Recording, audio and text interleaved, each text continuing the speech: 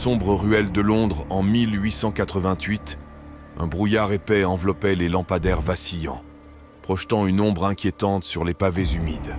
La ville, alors à l'apogée de l'ère victorienne, était un mélange de progrès industriel et de misère humaine. C'est dans ce décor que le mystère de Jack l'Éventreur allait commencer à se dérouler, horrifiant une nation et captivant le monde pour les siècles à venir.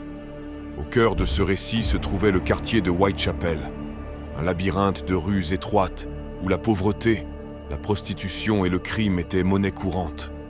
Les habitants de ce quartier survivaient tant bien que mal, nombreux étant ceux qui se tournaient vers des moyens désespérés pour gagner leur vie.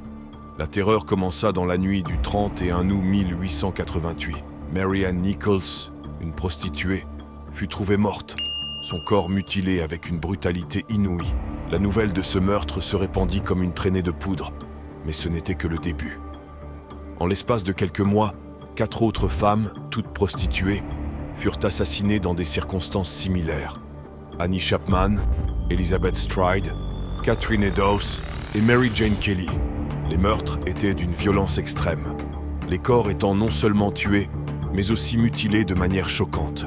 Les victimes avaient la gorge tranchée et, dans certains cas, leurs organes internes furent enlevés ou leurs corps mutilés au-delà de la reconnaissance. La presse de l'époque, avide de sensations fortes, s'empara rapidement de l'affaire, alimentant la peur et la fascination du public. La police, dépassée par les événements et les méthodes de l'assassin, semblait impuissante. Malgré de nombreux suspects, aucun ne fut jamais officiellement inculpé. Les théories sur l'identité de l'assassin étaient nombreuses, allant de médecins respectés à des figures royales, en passant par des inconnus complets. L'énigme de Jack l'Éventreur, comme le nomma la presse, demeurait entière. Alors que les rues de Whitechapel continuaient à être le théâtre de cette horreur, la population était en proie à une peur croissante. Les femmes, en particulier, vivaient dans une terreur constante, ne sachant pas qui pourrait être la prochaine victime. Les meurtres de Jack l'Éventreur n'étaient pas seulement des actes de violence, ils étaient un symbole de l'obscurité qui pouvait se cacher au sein d'une société apparemment civilisée. Les enquêteurs étaient confrontés à une multitude de défis. La scène du crime était souvent contaminée par les curieux ou par les victimes elles-mêmes, qui étaient parfois découvertes plusieurs heures après leur mort. De plus, les techniques d'enquête et de médecine légale de l'époque étaient rudimentaires comparées aux standards modernes. La police se basait principalement sur des témoignages souvent contradictoires et sur des preuves circonstancielles. L'une des caractéristiques les plus troublantes et fascinantes de l'affaire était la communication entre l'assassin présumé et les médias ou la police. Plusieurs lettres, dont l'authenticité reste sujette à débat, furent envoyées par quelqu'un se proclamant Jack l'Éventreur. La plus célèbre de ces lettres, surnommée From Hell, était adressée à George Lusk, président du comité de vigilance de Whitechapel. Elle était accompagnée d'un morceau de rein, prétendument de l'une des victimes. 6 lettres, qu'elles soient authentiques ou non, contribuèrent à forger la légende de Jack l'Éventreur. Elles ajoutaient une dimension presque théâtrale à l'ensemble de l'affaire, une mise en scène macabre qui captivait et horrifiait le public. Cela a également servi à dépeindre l'assassin comme un être malin et insaisissable, défiant la police et la société tout entière. Parallèlement à l'enquête, la presse jouait un rôle crucial dans la manière dont l'affaire était perçue. Les journaux, souvent accusés de sensationnalisme, publièrent des articles détaillés sur les meurtres et les enquêtes, parfois avec peu de considération pour les faits ou la sensibilité des victimes et de leurs familles. Cette couverture médiatique contribua à la notoriété de Jack l'Éventreur et à la fascination morbide qui l'entoure encore aujourd'hui. L'impact de ces meurtres dépassa largement les frontières de Whitechapel ou même de Londres.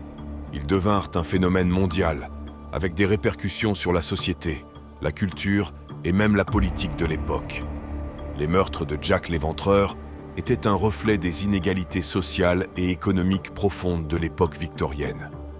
Ils exposaient la réalité brutale de la vie dans les quartiers les plus pauvres de Londres, où la violence, la pauvreté et l'exploitation étaient des aspects quotidiens de l'existence. Le mystère entourant l'identité de l'assassin contribua également à une fascination durable pour l'affaire. De nombreuses théories furent proposées au fil des ans, certaines plausibles, d'autres franchement extravagantes. Des suspects furent identifiés, allant de médecins respectables à des immigrants marginalisés. mais aucune preuve concluante ne fut jamais présentée contre aucun d'entre eux. L'absence de résolution définitive de l'affaire laissa un espace ouvert à la spéculation et à l'interprétation, alimentant l'intérêt public et académique pour des générations. Dans le contexte plus large de l'histoire criminelle, les meurtres de Jack l'Éventreur marquèrent un tournant. Ils furent parmi les premiers à attirer une attention médiatique massive et à susciter un intérêt public international. Ceci, à son tour, eut un impact significatif sur les méthodes d'enquête policière et sur la perception du crime dans la société. La figure de Jack l'Éventreur devint presque mythique, symbolisant l'archétype du tueur en série dans l'imaginaire collectif. L'affaire eut également un impact sur la législation et les politiques publiques.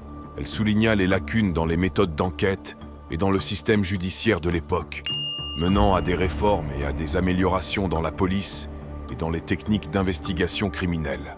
De plus, elle mit en lumière les conditions de vie désastreuses dans les quartiers pauvres de Londres, contribuant à un mouvement plus large pour l'amélioration des conditions sociales et économiques des classes défavorisées.